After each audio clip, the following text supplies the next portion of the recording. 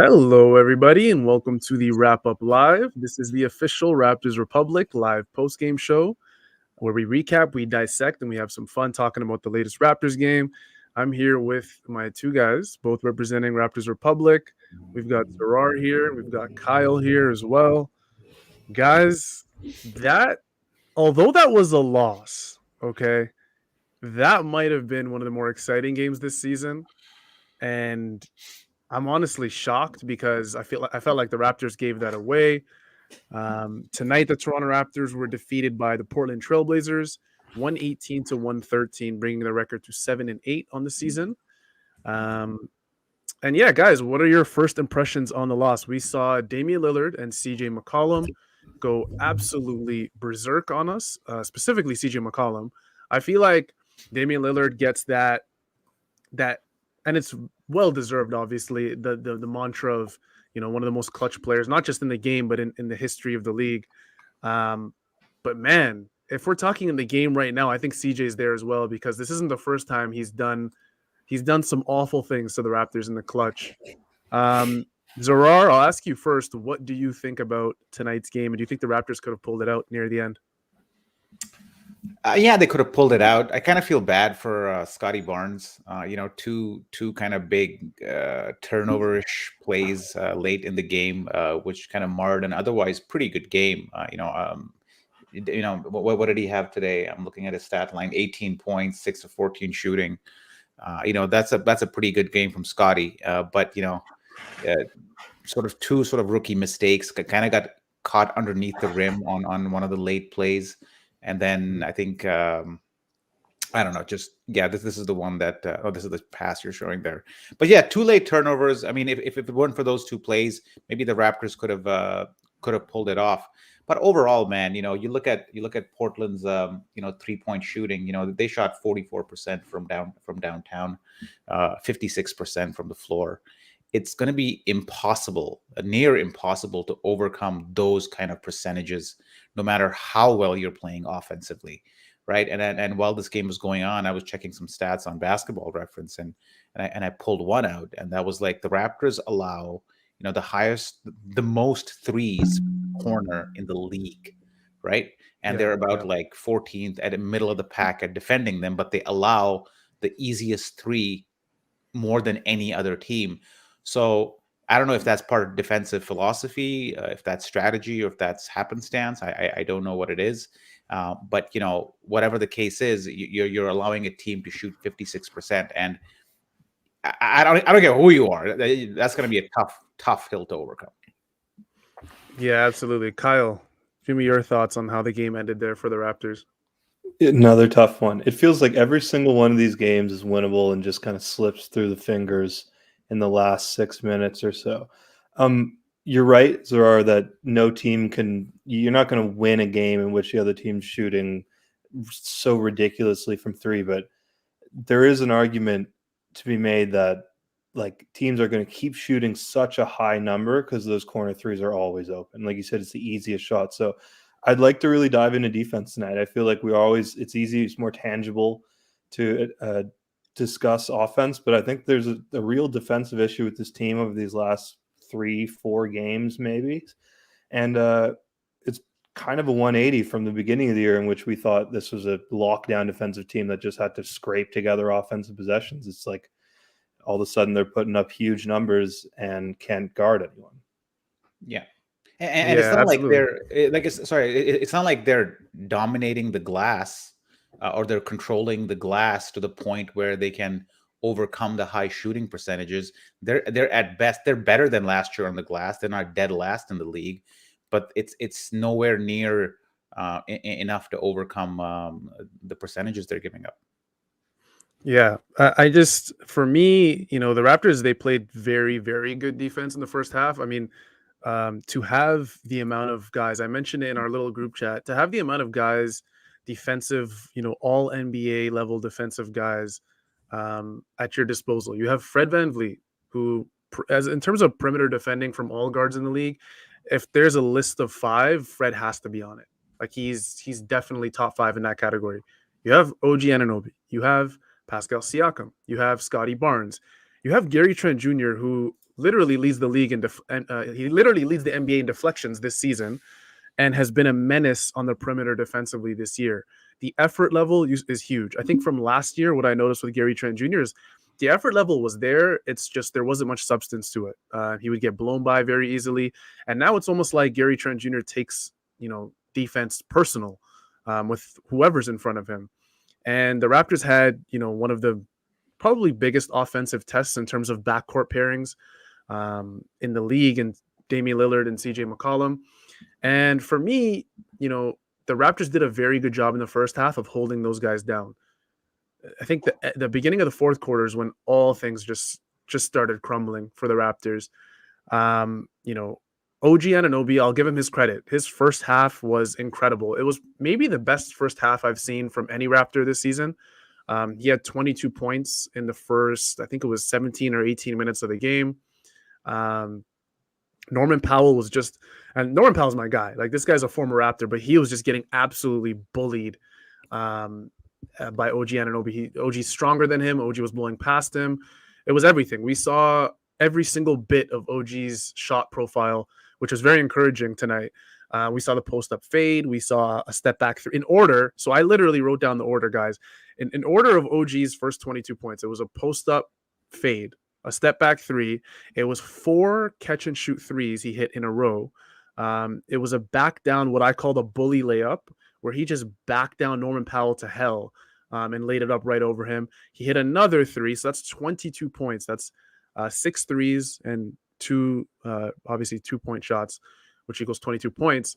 And OG was on fire. He couldn't be stopped in this game. To me, to call him the best Raptor overall in this game would be like the easy answer. But I mean, when you have 22 points in your first 18 minutes, and then in the next 23 minutes you finish with 29 points, I mean, it's not that great. I still think he was overall the best Raptor. We saw really good things from Scottie Barnes as well, Pascal as well. Fred VanVleet hit some massive shots. Gary Trent Jr. as well.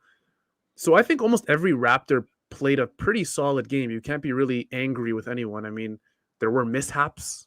I mean, Zarar and Kyle, you probably agree with me when you say we saw a lot of rookie mistakes from Scottie Barnes in this game, which we don't really see that often. But what did you guys think overall about, focusing on Scottie Barnes? What did you think overall about his game? Because he had a major possession at the end there where he missed it as well. So what did you guys think about that?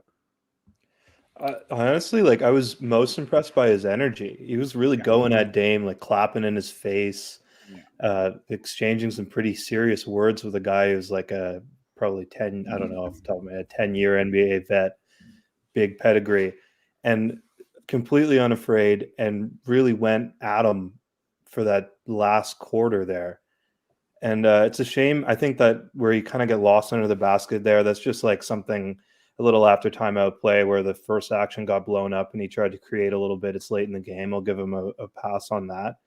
This was nice. And and it seems like that little mid-range jumper is nearly automatic at this point. I really liked his creation out of the post. I know this is I'm not saying he's as good as LeBron, but it's LeBron-esque the way he can kind of pass out of the post. Mm-hmm. And that's something they should really look to get more out of him. There were a couple of possessions where he was switched on to Dame on the defensive end and then would sprint up the court and have a mismatch in the post against Dame. I think it's ought to be time that's just without a doubt, Scottie needs the ball when he's mismatched against a guard, regardless of any other mismatch on the floor. That's their greatest option if Scottie's on a guard, is to just instantly get him the ball. Yeah, and that face-up game that he has when he kind of leans in, we just saw it there, is getting pretty good. It looks a little awkward. His feet aren't necessarily set vertically, but he seems to have a good rhythm at shot. I'll combine this point with OG, because if you look at the Raptors, they are a transition team. I don't think there's any debate that they like to go up and down the court. They like a high-paced game. But when it comes to the half court, they struggle, right? Because they don't necessarily have any options there that sort of generate double teams and so on. But if you look at the last couple of games, and especially if you look at OG's post-up game, the one that Kyle talked about backing up Norm, Scottie and OG, the way they played in this game for large chunks are ways that are not just transition basketball ways. You can actually translate that into some sort of a half-court scheme where you can maybe afford to play a lower pace. Maybe you don't have to go all high energy for 48 minutes because that's not sustainable. We've been burned in the fourth quarter now 2 games in a row. Very, very slow starts to the fourth quarter. I think a 10-0 run to start this one against Detroit. It was it was the same thing. Or not Detroit, maybe the one before that. No, it was Detroit. Yeah, they struggled. I think it was Detroit. Yeah, they struggled to start the fourth again, and that comes down to really, I think, fatigue to a large degree because you can't play the style for extended periods of time, and I don't think you need to because as Kyle pointed out again, Scottie's comfortable in that little half court action. OG's post up game is, man, it's impressive sometimes how easily he can back up bigger guys. We talked about Norm, but he did it more than just Norm. So I think maybe these couple of games tell Nick Nurse that the high pace is nice. It is an advantage in spurts, but it doesn't have to be like an all-out strategy. Mm-hmm. I think when you talk about fatigue, it also comes into play that, you look at the box score and Pascal Siakam was at 39 minutes, OG 41 minutes, and all 3 other starters, Scottie Barnes, Fred VanVleet, and Gary Trent Jr. were all at 40 minutes apiece. I mean, it's nice to rely on your starters, your starting 5. They obviously should be your 5 players usually that are in the game at the final moments. But unless you're the Boston Celtics, where you, I guess, take out Robert Williams and you throw in a guy like Dennis Schroeder. But the Raptors don't really have that on the bench. They don't really have, a clear-cut 6-man. People were hoping, Goran Dragic might be that guy if the rotations were set. To the Raptors fans' dreams, I want to say, but Goran's not playing. He didn't play a single minute in this game. Malachi Flynn only played 3 minutes. And you look at the bench and it's like, okay, 4 guys played and Kem Birch had 21 minutes and the next guy had 8. And the guy after that also had 8. That's Svi and Delano Banton. And then Malachi Flynn had 3. The other 2 guys on the bench, Justin Champagny, I hate saying his name because I always get it wrong. And Goran Dragic didn't play. They didn't step on the court. And yes, the Raptors, did have 3 guys out. So you would expect maybe Nick Nurse to go a little more starter heavy than usual. But man, this was like super starter heavy. And you kind of saw the fatigue in 2 specific players in Scottie Barnes and OG Anunoby kind of settle in that second half. I mean, if you're tasked with guarding Damian Lillard and CJ McCollum for basically an entire game, which is what those 2 guys had to do. I mean, you saw Gary Trent and Fred there quite a bit as well. You're going to be fatigued, man. You're going to be tired. And then Zarar also brought up how, the Raptors allow such a high 3-point percentage.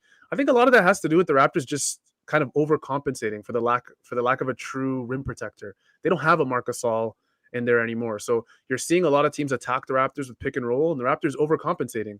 The weak side help is really weak side help. Like they're really all coming in and trying to pack that paint.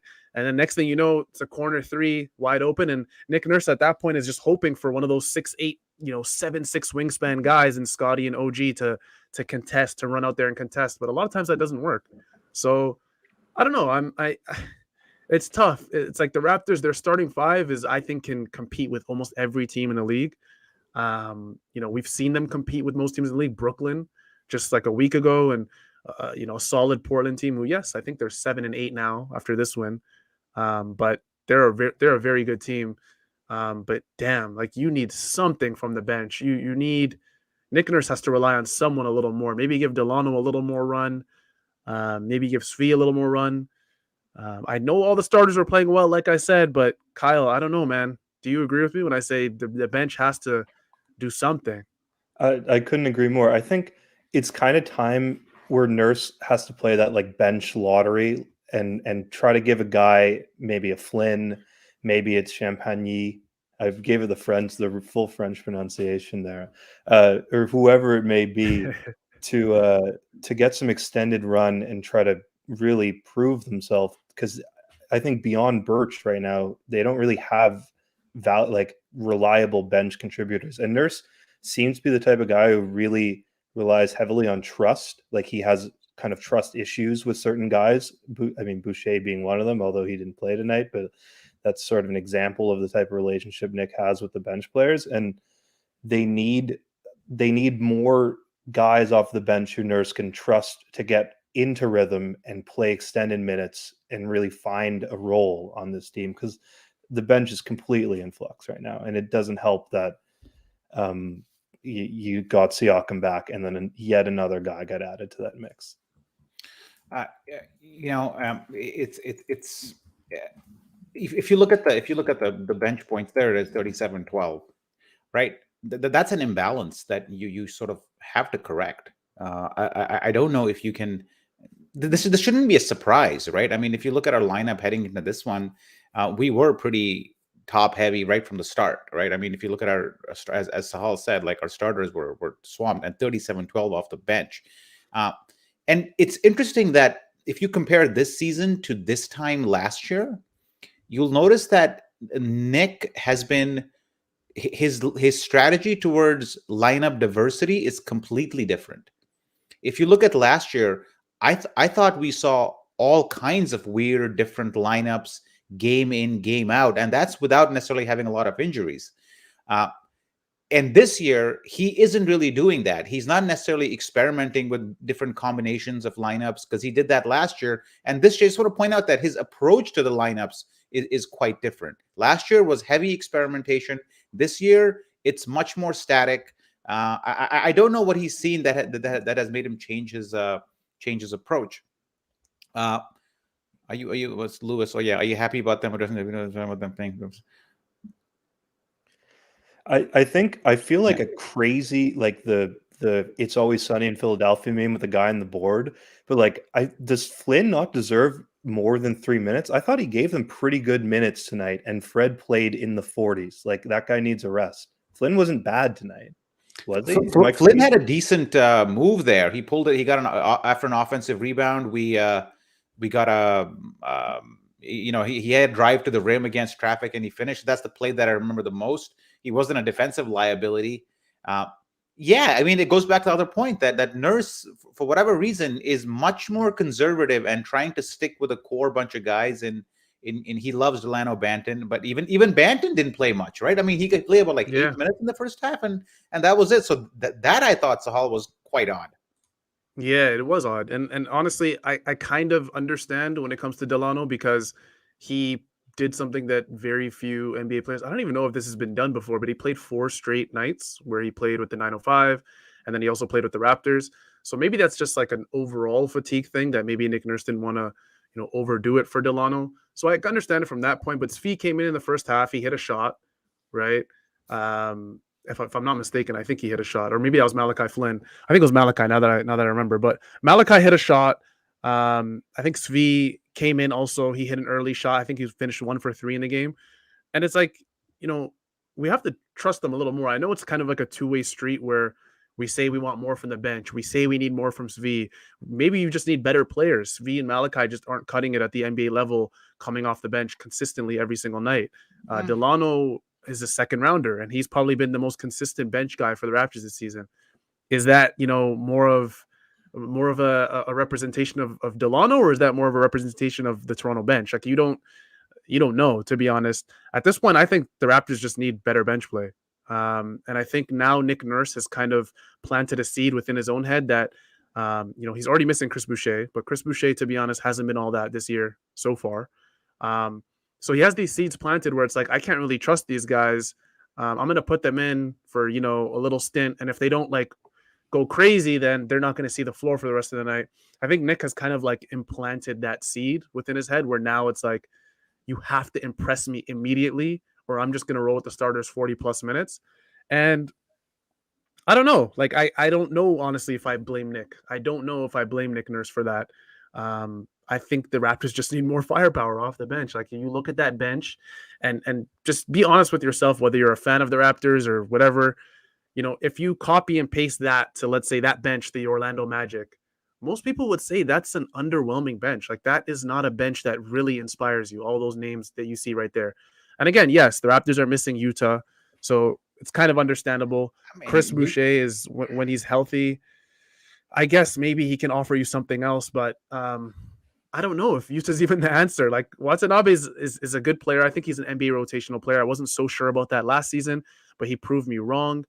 But at this point, you're Man, going to need Utah to damn near play like a 6th man of the year for this bench to be competitive every night. I feel there's a little bit of redundancy with Siakam and Barnes playing at the same time. And I think it's time for Barnes to maybe come off the bench and strengthen it that way. Somebody made a point in the last wrap up I was on that maybe if he is with the bench more, he gets a little bit more freedom to experiment on his offensive game more, because obviously he's going to defer to OG and Siakam if he's playing with the starters. But if he's playing with the bench lineup, you're looking at the on the screen there, maybe his offensive game develops a little quicker than if he just sticks in the starting lineup. Yeah, Kyle, what do you think? Is there like a solution to this, or is it just simply like it's a personnel thing for the Raptors more than anything? I think it's probably a personnel thing. There were a couple of years ago, it felt like the bench was like pushing the starters for minutes. Like it was like you would maybe see Nurse close a game with some bench guys because they just outplayed the starters, and now it's like bench guys are just barely buying minutes for the starters. It has to be personnel differences. The same coach. In regards to the Scottie going to the bench thing, I get that a lot of great teams have their second or third or fourth best player come off the bench and does not necessarily start. But to me, that always feels like a flashy, really hot streak scorer type of guy who can't defend. Mm-hmm. I mean, Barnes is a terrific defender. And part of what really upset me tonight is that for whatever reason, down the stretch, they had Trent on CJ McCollum. And I'll say, like, it's generally a sign that something's wrong with your defense if the other team walks the ball up to the court and goes to the same action every time, which is a McCollum isolation. They had Barnes stuck on Little in the corner. And I think at a certain point, you kind of just have to go like Barnes on McCollum or Lillard.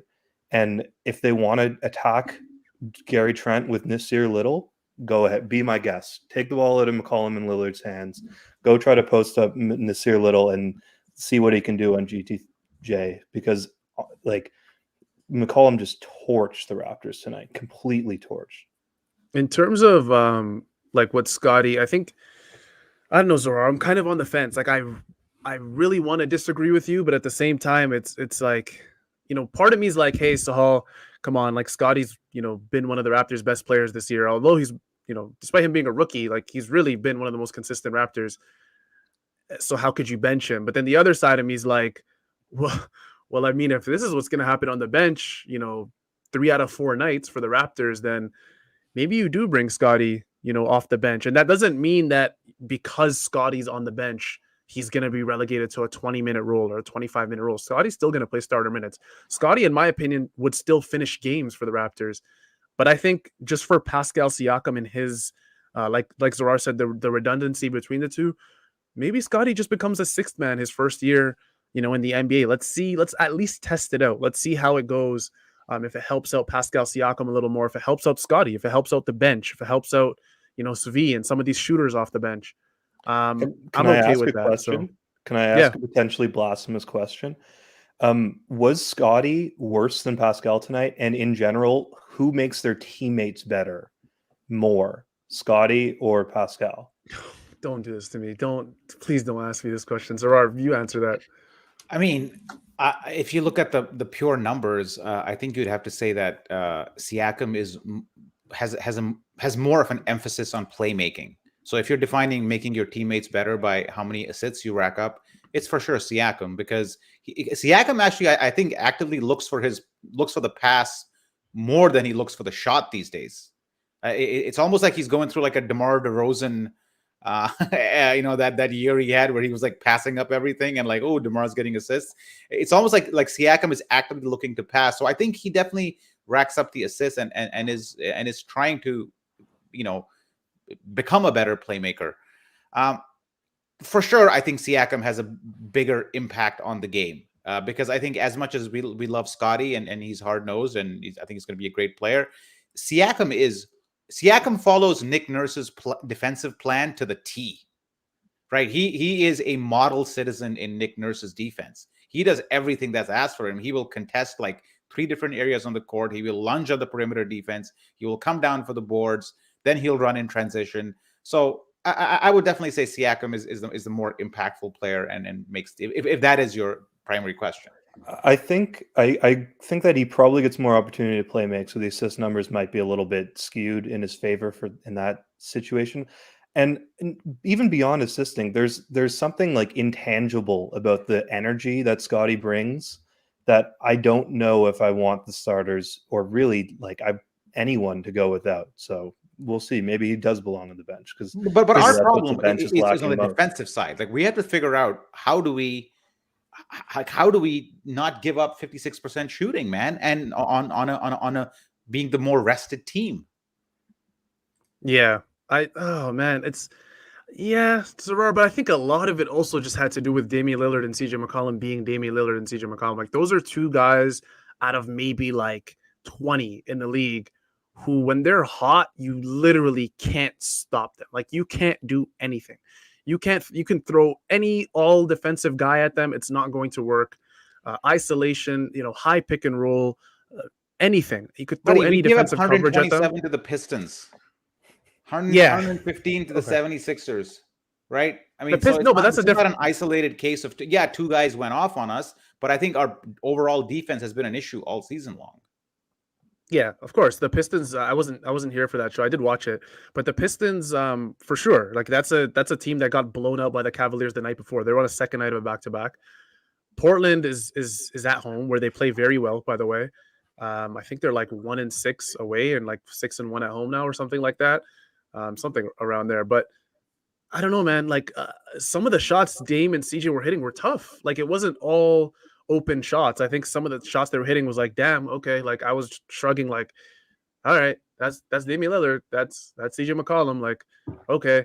I mean, sometimes it was the Raptors' fatigue. Like, for example, on the CJ McCollum, one of the most clutch shots of the game where it seemed like Scottie Barnes, I think it was Scottie Barnes, had him the whole way through, and then Scottie it was Gary Trent Jr. jumped on his pump fake at the free throw line, and then he kind of did that like one-handed push shot that he made at the end of the game. I just, man, like there's sometimes where it's just like, I feel sorry for the Raptors because like, yes, they're blessed with all this defensive talent, but when you walk into a game where CJ and Dame can't miss, like those guys are literal microwaves.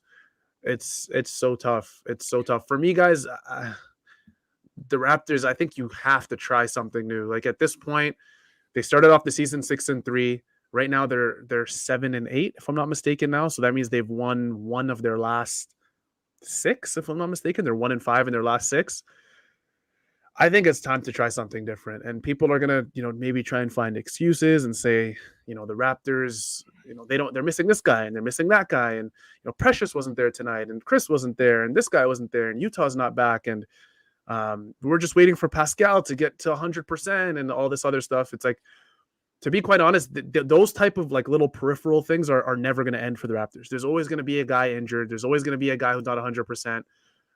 There's always going to be those type of things. The Raptors just going to have to get used to. I mean, this is the NBA, right? So we haven't talked much about Fred, by the way, who hit 2 like massive shots in a game. I think Fred was insane. I mean, the 1-3 he hit was okay. Like I was like, that's a pretty cool Fred fourth quarter shot. Like we've seen that before. And then the other one where the offensive rebound was grabbed and he literally with 2 minutes, I think it was like 150 left on the clock, ran back to the three-point line. Yeah, so that shot was nice. Yeah. And I think he had another one, if I'm not mistaken. So this layup was this was an insane angle. Offhand. I don't know how he hit that. And that's Nasir Little, who's one of the best defenders on Portland's roster. This shot I've seen Fred hit. So a lot of people obviously were shocked and were like, whoa. The fans were like, oh my goodness. But like, I've seen that. This was insane though. Like him running back to the 3-point line, like Reggie Miller to shoot that shot. Oh my goodness. And then, so that was Fred. So Fred, I feel like we didn't even do Fred any justice talking about OG and Scottie and how this team can improve. But Fred played pretty well in the clutch as well. So we got to give him some credit. Did you guys like what you saw from Fred or Gary Trent Jr. in that game? I'll ask you, Zarar. Yeah, I mean, Fred's been the Raptors' best player all season long. It's no question about it, right? I mean, I think he's put all the critics to rest, really. I mean, easily, right? So I mean, you already covered Fred. Gary Trent Jr. It's always good to see that how easily he can get a clean look, right? He has enough in him where he can get a pretty clean look pretty much on demand, right? I mean, he can step into the paint and do a little floater. He can pull back. He's got a sidestep. As we're talking about like how to balance out this lineup a little bit more, maybe it's Gary Trent Jr. who maybe takes a visit to the bench. I don't know, but I'm saying the imbalance has solutions. We just haven't tried them yet. Yeah, I think for me, I think Gary Trent Jr. has to stay in the starting lineup. I was actually a fan of that, Zora. Me and Oren would argue that pretty often about Gary going to the bench. And I think from what we've seen, like you talked about the Raptors struggling in the half court. Gary's one of the only true half court scorers the Raptors have. Like he's just a bucket getter, like high screen. He can do it all in the half court. So I don't know. I feel like they'd really struggle. The starters would really struggle in the half court without him. And I believe of all our length and strength guys, all our 6'9" dudes, Gary is probably has been the most effective at preventing dribble penetration. Like he's the guy who actually can consistently keep his man in front of him. And maybe OG is the other one I should add. But other than that, we're struggling. I know it's Dame and Dame and CJ today, but in general, we've been struggling containing dribble penetration. We give it up quite easily. Yeah, Kyle, what did you think about Fred's game? And do you think that, to be honest, like what are your thoughts on the overall rotation? Do you think maybe Gary moves? Because of course I think Fred is entrenched. Pascal is definitely entrenched, and OG is entrenched. So we're really just looking at two spots on the starting lineup. I don't know. I think Gary stays on the starting lineup, and I think you need him. Your half court is almost toast if you don't have Gary Trent Jr. there for the Raptors. Yeah. First of all, on Fred, I've got nothing to say. The man's a bucket. Whatever. Like he's really good. He was their best player tonight. He's been their best player all season. There's almost nothing even left to say about him. In regards to Trent and the bench, I think they, first of all, regardless of scoring, they need his spacing with the starters really, really bad, especially considering the alternatives coming off the bench are not floor spacers. Like they really need his shooting out there. He's not a great like shot creator for others. He's not a playmaker necessarily. So I'm not sure if the bench really needs like a guy who can go score as an individual. I think you kind of need someone to solidly run the bench unit in the same way that Fred's managed, or at least done a good enough job of running the starters. Mm-hmm. So I don't think that Trent is suited for the bench as a full-time bench guy. I'd like to see him, and I think he was playmaking well tonight. I'd like to see him with extended stretches with bench guys and try him out as like a full-time playmaker and give him the talk about, hey, you're the point guard for this unit right now. Go try to create for others. You have incredible gravity. You can run the pick and roll well, and you have incredible gravity coming off because you're a proven shooter at this point. You need to make passes out of that. And we'll see where that goes. Yeah, I think the thing with Gary is that you have three very, very, very stressing on the very willing passers on the Toronto Raptors starting lineup. So you have obviously Scottie, and then you have Pascal, who Zorar mentioned as one of the better playmakers on the team. And then you have Fred, who's, kind of evolved into this Kyle Lowry role this season. You have three guys who are willing to pass the rock. And then, to be quite honest, like if you're going to nitpick one issue in Gary Trent's game, it's the fact that he's not a playmaker. He's just not. I mean, if you look at his assists per 36 numbers, if you just watch it, I mean, the eye set. Yeah, it's like the eye test will tell you enough. The amount he shoots, it's really bad. and Gary Trent Jr. He does not get to the line. Yeah, he doesn't get to the line. Yeah, but I will say I think he's a little bit better than that this season than last. I feel like last season was just jump shot after jump shot after jump shot. But yeah, Gary Trent Jr., like when you really watch him, he just doesn't pass all that often. Like he truly believes, like he has the ultra confidence where he believes he can make any shot on any player in the league. So I think you need that kind of overzealous attitude in the Raptors starting lineup when you have a guy like Pascal Siakam and Scottie Barnes. and I Fred feel VanVleet like for that matter. this season is taking on a bit of a deja vu here, because I think our problems at center, at the big man position, are still unsolved for. I mean, Kem Birch has been better than Precious overall, I'd say, but he has not really been the solution there. I mean, we don't necessarily run a lot of pick and roll action. We just don't. We run a lot of high screen action away from the rim, where our guards kind of get in, or where our guards kind of find a dive into the paint. But we don't necessarily have any pick and rolls underneath the 3-point line in that area, right? It's always like further out. And though last year the center problem was entirely defensive, in terms of like Baines couldn't stop anybody, they couldn't get rebounds. I think this year we have sort of addressed the rebounding aspect of our defense, but we haven't really. There is no danger. There is no scare factor for opposing teams to drive into our paint, and I think that's the next step in addressing that position. So we did like 30% of what we needed to do at the center position, maybe 40%, but there's still more to be done there. And I'm not even sure if Precious comes back, that problem is solved. Yeah, and that's why I was very hesitant on mentioning Precious is, being missing from this lineup. Like, he hasn't looked all that great, to be honest, this year. Yeah. Neither has, Chris Boucher. So I mean, one of the first comments I think I saw when we went live was that, we had some guys missing. Well, it's like, those guys that were missing aren't really haven't really been positives this season for the Raptors. I mean, you still play them. I think if they're healthy, you still obviously play them, just to offset some of the fatigue there for the starters. But I mean, they've been overall negatives for the Raptors. I mean, not to say things can't change. I think Precious is still learning his role in this offense and defensively as well. And then Chris Boucher is just kind of in his own head. But I mean, it's tough. It's so tough to lose a game like this, because the Raptors, like I said, are now 1-5 in their last 6 games, I believe. Might need a fact check on that. They started off 6-3. They're 7-8, which means, so 1-5 in their last 6. And sorry, I just got to highlight this for a sec. There's no pain in my voice. I'm very tired. This was a 10 p.m. start game. And me and Chris Boucher, we love each other. We talked it out. I took him out for coffee. No, that's all a lie. We didn't do that. I hope Chris Boucher has a bounce back. I really do. I mean, last year I was rooting for him. So the point where Oren literally would message me on the side and be like, okay, we get it. We get stop the Chris Boucher stuff. We get it. But I don't think there's that many options, or I really don't think the Raptors have options. I don't know. I agree. I don't know.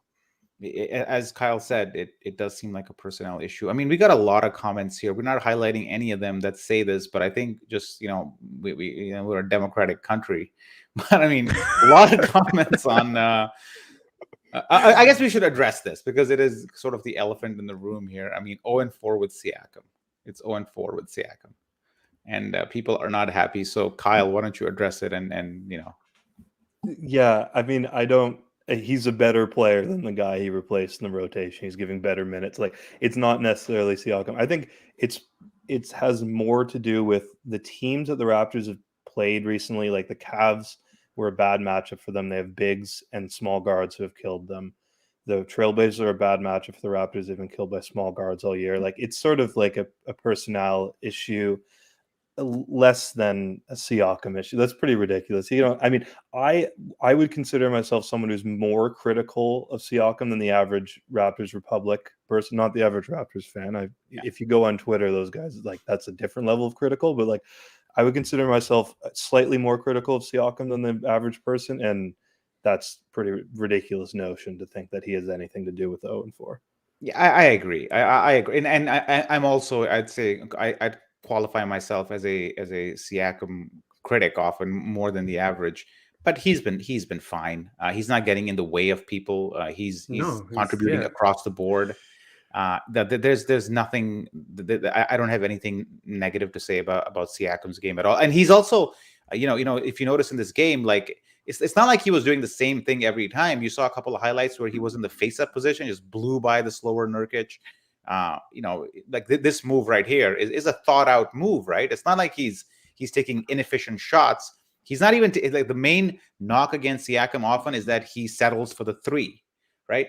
But in this game he was 2 for 6, and they were all like decent shots, and he had more. He could have taken way more threes than 6. He passed up a lot of them. So I see him understanding where his game is and not giving the defense an easy out. I don't have a problem with Siakam's game.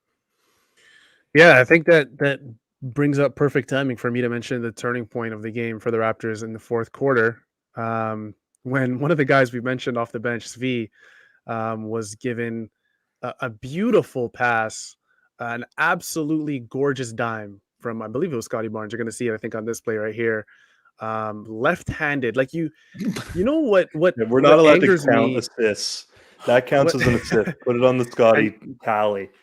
And it's funny because on that play, on that rebound, I should say, that Svi missed, CJ brought the ball up and hit a 3, and that was it for the Raptors. I feel like, yes, the Raptors did make that little comeback at the end there, but this is the type of luck that the Raptors had. I mean, Scottie Barnes, painful. Zarar did say that Pascal is essentially a better playmaker than Scottie, which I think most people would agree with. But I do think Scottie is the more natural playmaker. Like I don't think Pascal's ever made a pass like that in his career. Like that left-handed like zip pass, like that's very tough to make. Normally, not to say to see, I think most players would see that pass, but just the confidence to zip it with your left. It's so tough to see that layup missed, and that for me was just a deflator. I don't know about you guys. You know what happened to see there? He's on that part of the baseline where you always have to think about, do I use the glass or do I lay it in?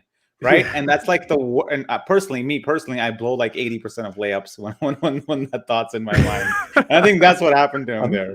But I saw this dude like yam in someone's face the other night.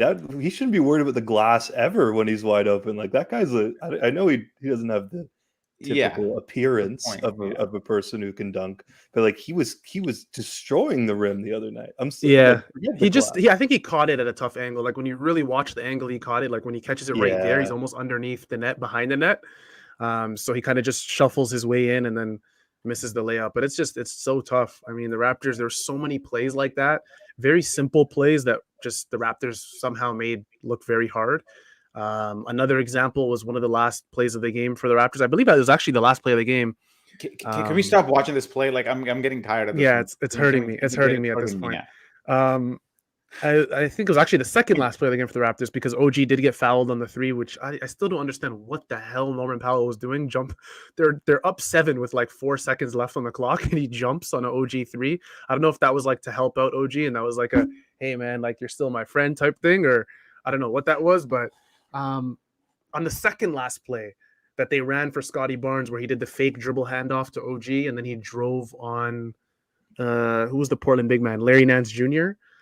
And then Larry Nance, to me, like he's a very good defender. Like I don't know, he's mobile. He doesn't really jump all that often. He isn't as springy as like a Chris Boucher who just jumps on everything, or most Raptors players. I don't want to pick on Chris Boucher. Most Raptors just jump on everything. But I mean, to attack Larry Nance Jr., if I'm the Raptors, I'm probably attacking one of the guards. I mean, CJ and Dame aren't really known to be all defender type guys. Not saying Larry Nance is, but yeah, I mean, the Raptors just made everything look difficult in that fourth quarter, even the shots that they made. So yeah, it's tough. That was my turning point. Svi missing a wide open layup. Which you want to react to some comments? Yeah, let's do it. Okay, you want to go into some comment reaction time? I didn't even notice we're already at 44 minutes. You guys ready for some comment reaction? Let's do it. Kyle, okay. You're first. Kyle, go ahead. So the comments the miss we talked about is on Siakam. I'm with them, John Doe. No, he's quoting somebody on Twitter though. Bro, that is an atrocious take. I will say, like, there are a couple moments where I want to see Scottie more involved in the offense, and I think if you have like a mismatch on Dame like that and your teammates don't get you the ball, it's you're kind of more likely to make something happen against Larry Nance, try to get your buckets like when you have the ball. That might be a sort of a little psychological issue.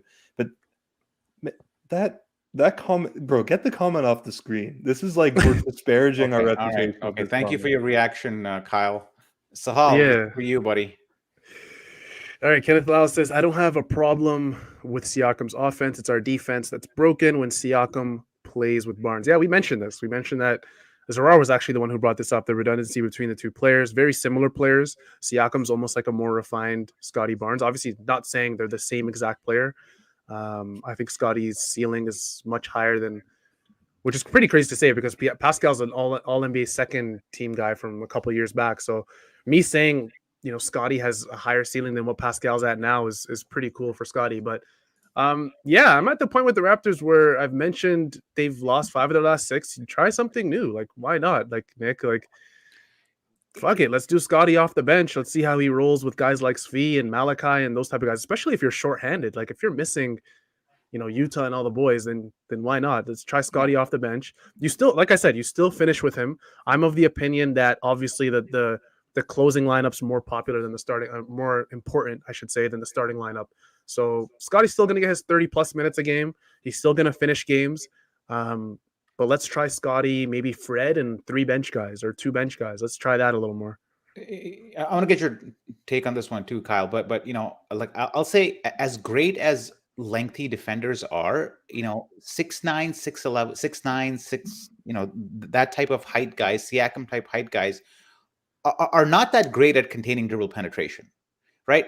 And as much as the guy has struggled this season, someone like Malachi Flynn, who has a lower center of gravity, is used to playing a certain way, he's actually able to defend the perimeter in terms of penetration more. So when you play these 6'7", 6'9" guys who are lanky and can cover a lot of ground, they're not necessarily, their focus is to like rotate and cover, not necessarily to stop dribble penetration. In fact, they fall for fakes pretty easily on and today's, again, it's Dame and CJ, so they're going to fall for every fake. But generally speaking, they do fall for a lot of fakes and allow that initial penetration. Maybe a less glamorous guy like Flynn throwing in there might actually help our defense by taking one of our quote unquote athletic defenders out. It's almost like addition by subtraction in some weird sort of way. And I think that's what people are referring to when they say Siakam is throwing off the defense. So even though Siakam is individually a good defender, he's bringing the same sort of defense that Scottie Barnes is bringing to the team. When we need maybe somebody more who can contain the initial point of attack, not necessarily cover a lot of space. Yeah. I think, especially, I think Siakam especially has a tendency to take a couple plays off here and there, which is fine. You get to a certain level, like Kawhi takes plays off. He's the best defender in the league type thing. In regards to the Flynn containing dribble penetration, my guess is they probably like the rangier defenders because they need guys who can recover well and block shots to the rim, like in rotation, in like help defense. They need guys who can rotate from the corner, which I guess we've been very critical of, but that's the way they want to play. So they need long guys who can rotate from the corner to actually make a decent contest at the rim. And with Flynn and smaller guards who are maybe better at containing dribble penetration, you lose a little bit of the help defense. These are all the problems that are posed by basically not having a true rim protector. Yeah. Hey, man, I mean, we got to solve our big man problem. And I know you guys keep talking about like, and I can't even say this with a straight face, man. Like, like playing Chris Boucher to like up his trade value or playing Dragic to up his trade value. I mean, I don't think that's helping, man. I think it's going the other way. Yeah. It's you gotta hide them so people forget about them. Yeah. That's a good strategy as well. I never really thought about that. You just hide Dragic until Mark Cuban and the Mavericks just go, oh, we forgot Goran's on the Raptors. Let's trade, Dwight Powell for him. And the Raptors Masai just takes that. But yeah, I mean, people aren't happy with the Raptors defense. I'm not going to repeat this again, but people aren't happy with the Raptors defense on the games they lose, especially games like this, games like Detroit. But I think it's more of a personnel thing. Like you have to overcompensate. You have to look like, I think someone in the comments said they look like, crazed people, like the way they close out and they're jumping on everything. It's almost like you have to, because You don't have a rim protector. You have to play like this. You have to overcompensate on every single pick and roll. You have to overcompensate, especially if it's Damian Lillard or CJ McCollum running that pick and roll. You just have to. Isolations, double teams, you have to overcompensate. We didn't see that with the Raptors in their championship year with Marc Gasol. Like, you saw a lot of, single coverage, and you saw, a lot of people talked about how Kyle Lowry was kind of regressing defensively, but they didn't realize that part of Nick Nurse's scheme that year was to literally go, okay, Kyle, you can get driven past, but remember, people are running into Marc Gasol, so you can lead them right into that 7-foot behemoth, and he's going to stop most people at the rim. It just is what it is. So, and then the Raptors were also great at, obviously, defensively sliding over and all that stuff. But then I think the games that the Raptors win, it's like the opposite, where everyone goes, oh my gosh, like, our defense is so great. We have all these, all defender guys, and, the passing lanes, and no one can do anything. We have this wingspan, and it's like people are back and forth this year, so I get it. But like Zarar said it, I think it's a personnel issue more than anything, especially if you're going to go into the season with Kem Birch and Precious Achiuwa, you have to expect one of them to be out for some portion of time. Like, Kem Birch was out early in the year. Now Precious is out, and it's like, you really have Kem protecting the rim. That's about it. And to be quite honest, I'm kind of shocked Nurkic didn't have a bigger game.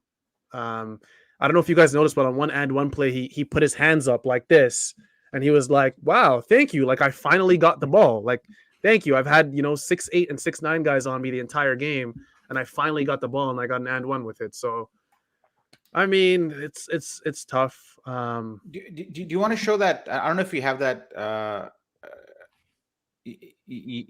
Yes, for sure. 100% yes to this question.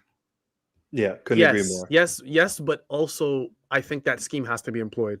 Yeah, which they have sounds no weird, option. but like there's no other option of if you play teams differently, they're gonna just abuse you in the paint more than they have been already. So, Nurse, almost like the you helping have off to. the corners is really weird, man. I noticed that today. Like, I was paying attention to that. They do send help from like the corners, man, and they force the teams to make that pass. And yeah, teams sort of struggle to make that pass for maybe 5 possessions, 6 possessions, but after a while they figure it out.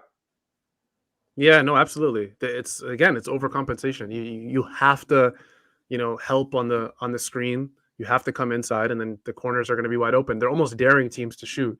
Guys like Nasir Little, guys like Larry Nance. Like, a lot of times these guys can hit shots. Like, people, I don't think, I don't want to say the Raptors don't realize it, but we're in an NBA landscape now where most of the time the two biggest guys on the court that you're facing can still hit threes.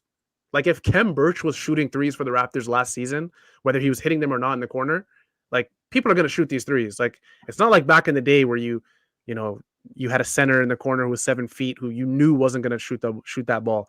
JV, Jonas Valanciunas, by the way, he's having an absolutely crazy season. I don't know if you guys have seen his percentages this season with the Pelicans, but he is leading the league in 3-point percentage. And this is a guy who didn't attempt a three. I don't think for his first few years in the league. So, I mean, the league's changed. It's like guys can shoot. Everyone can shoot. So teams are, they have more offensive versatility, more things they can do with their scheme offensively, where they can throw a 7-footer on the corner or a 6'10" guy in the corner. And the Raptors are taking the risk, and they're getting burned with it more often than not. It's 53 minutes, man. It's like 1:23 a.m. So let's do this, whatever you got to do with the plays.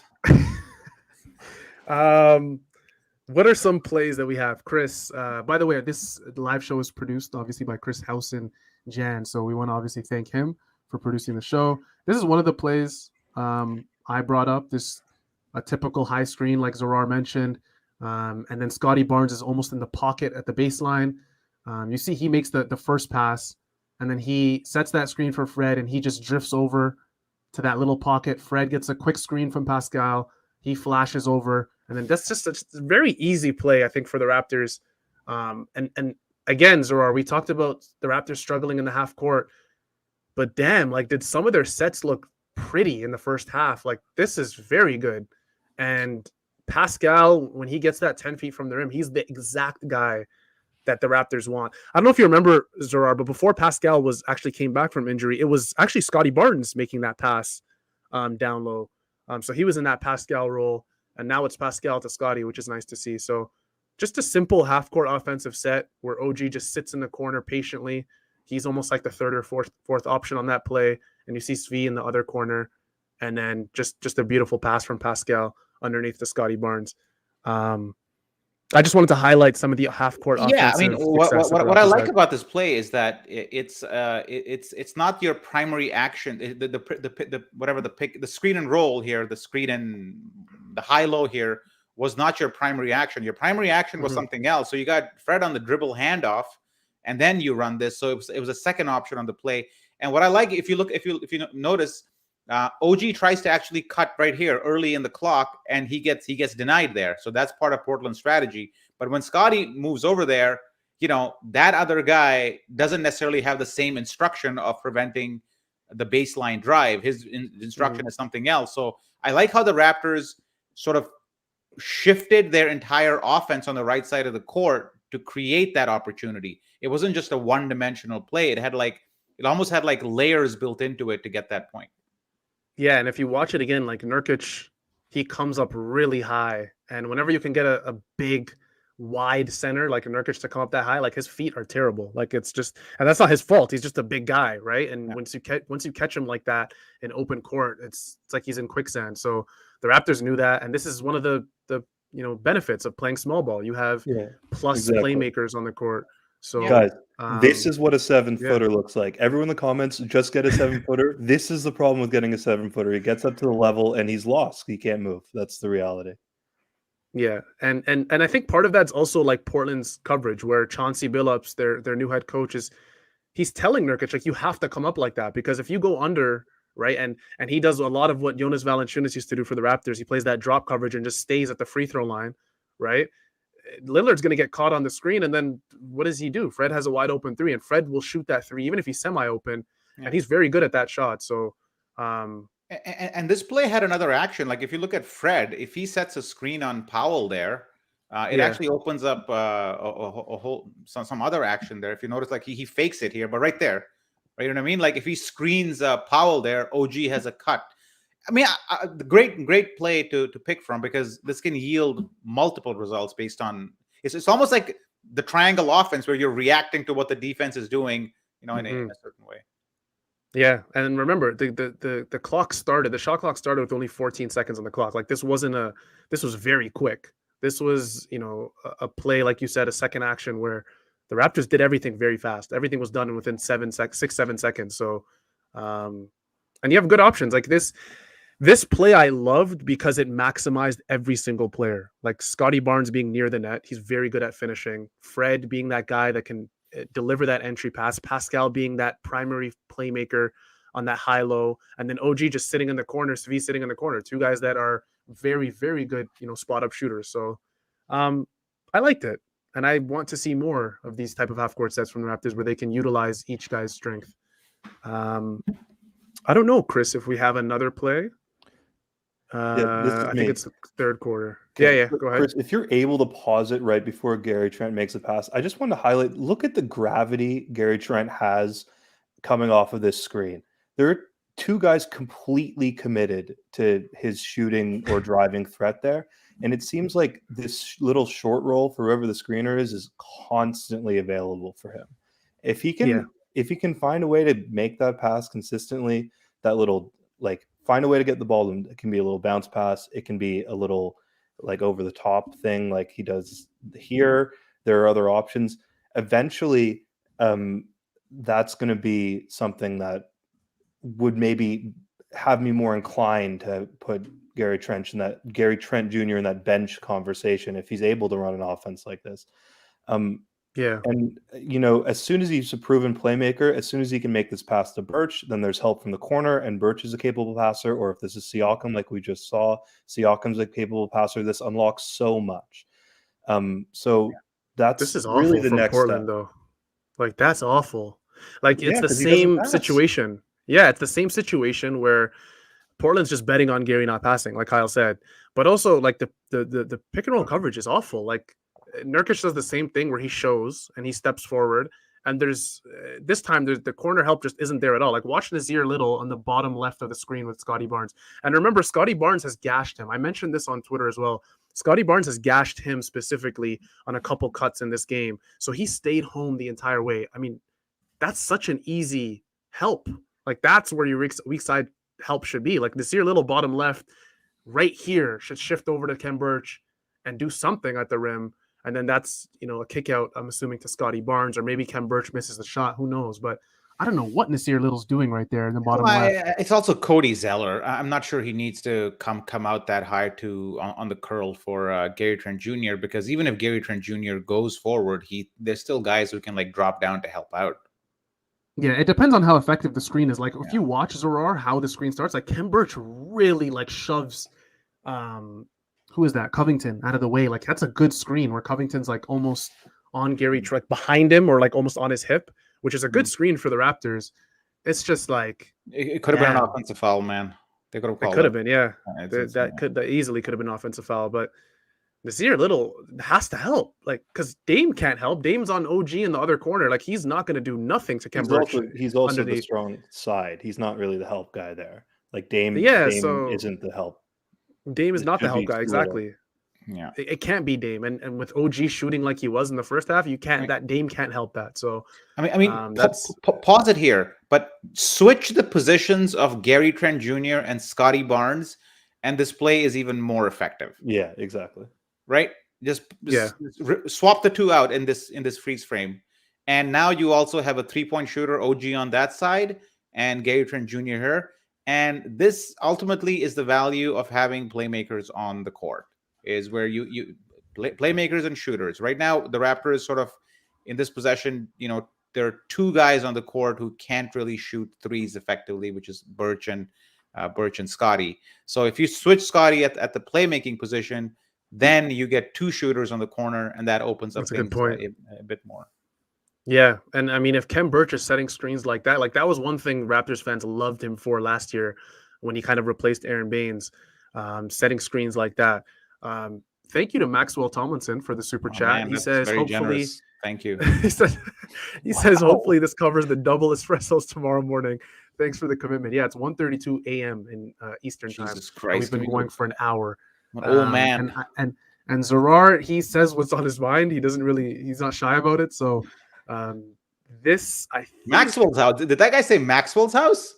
No, I think that's what's your favorite? Can we talk about our favorite? I'm a big espresso guy. By instant coffee. What are you gonna go with here? Oh, I'm a Nescafe guy. I'm a Nescafe guy. Too, yeah, man. I got the little gold label. Taster's Choice is a second bet, I'd say.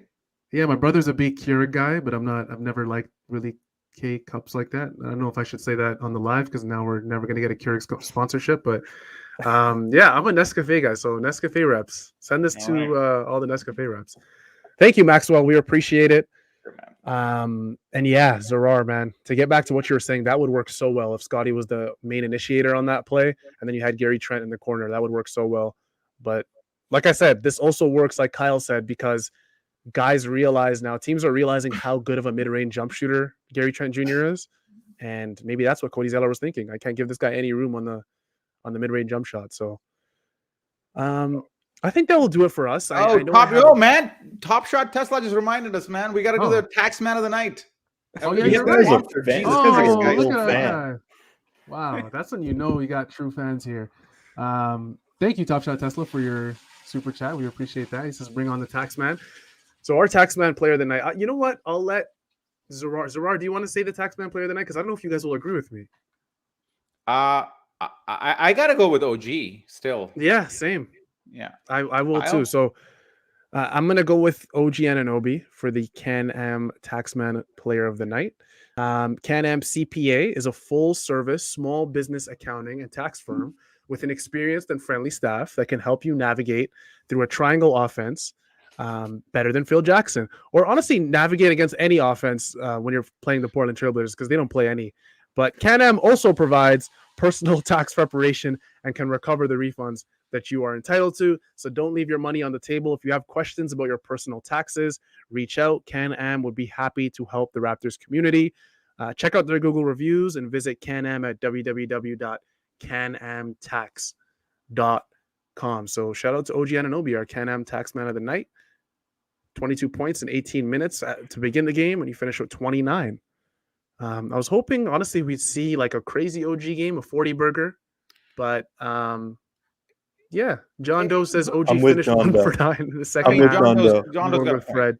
I need my Yeah. taxman to be good in the fourth quarter. That's like when the taxes are being a good point. submitted. You know, like I don't care what Hey! my accountant's doing Okay. in May. You know, like I need Okay. April 21st performance from my accountant. Okay, I Okay, like sorry. that. Can I address this comment? Yeah. We should be running PNR to the ground. I agree with you. I don't think we should have be- the personnel to run pick and rolls necessary at the power forward position. Yeah, we should be burning pick and roll to the ground with the amount of playmakers we have on the floor. Yeah, I mean, Zarar mentioned that. He said that pick and roll doesn't necessarily suit this team. So, I mean, it is what it is. You have 3, 6, 8 guys who play make like point guards on this team, essentially. And then you have Fred, who's been doing a pretty good job of that as well. So, this is ominous. This is ominous from last year. Yeah, Phoenix Plays East says Raptors are 30th in defensive rating, 118.6 during their 1-5 slide. They fall into 19th on the year after starting out with a top 10 mark. I remember we were talking about that nonstop, by the way, their defensive rating being top 10. I think it was like 6th at the time. The Raptors do not look good on this slide. They do not look good defensively. It might get worse before it gets better because we got a long road trip. Let's see if they can pull off a couple. But somebody made a comment here. Are we pretending to be a playoff team when we are in fact in tank season 2? That's a cynical view. No, this team is too competitive. I'm sorry. I think Nurse will pull this team up by its bootstraps to like 30 wins minimum. Yeah, I think at the minimum, yeah. Sorry, 30? Yeah, that's not like gonna win 30 that's games. not like There's no doubt about that. Well, that addresses like the huge amounts of cynicism we're seeing all over the comments. But before you guys leave us tonight, we need you to we need you to comment some more, and we need you to subscribe. Guys, subscribe, because from what Zarar is telling me, a lot of our viewers are not subscribed. So we're getting tons of you guys who keep coming back and haven't clicked that subscribe button. It's 1 a.m. You're here. It's 1 a.m. It's 1 in the morning. Do us a solid. We're here. We're going to be here for you every single night that the Raptors win or lose.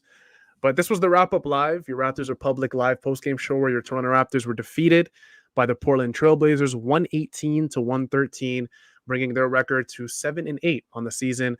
Again, this live show was produced by none other than our man, Chris Howson-Jan. That was it for myself, Sahal. That was it for Kyle, and that was it for Zarar. Hopefully, we'll see you all very soon. I believe there is a game on Wednesday night. Kyle, you might have to tell me. Put up the schedule. What's the schedule? Let us see the schedule. That's how we got to end it. I believe, if I'm not mistaken, there's a game. Is this schedule in 240p? This schedule is brought to you by Super Nintendo. It's like hieroglyphics or something. What is going on? No. Oh, there it is. Clear it up. There we go. Thursday. That's better. It looks like Thursday to me. Thursday is the next game for the Toronto Raptors, November 18th, and we're at Utah. So it's a 4-game Western road trip. And then they're also traveling to Indiana. If that didn't sound bad enough, they're also going to Indiana, and then they come back, Boston, Memphis again, Milwaukee. Yeah, it's going to be tough. It's going to be very tough for the Raptors over the next 10 games or so. Washington is not a team that you can just throw under the bus anymore, and that's a guaranteed win. The Raptors have already lost against them once. They are the best team in the East. Yep, you guys can fact check that because I saw it a few hours ago. Shout out to the Washington Wizards for that. That's going to do it all for us. We'll see you hopefully soon, guys. Thursday. God damn, there's so many late games, guys. How are we going to do all this? Oh, my goodness.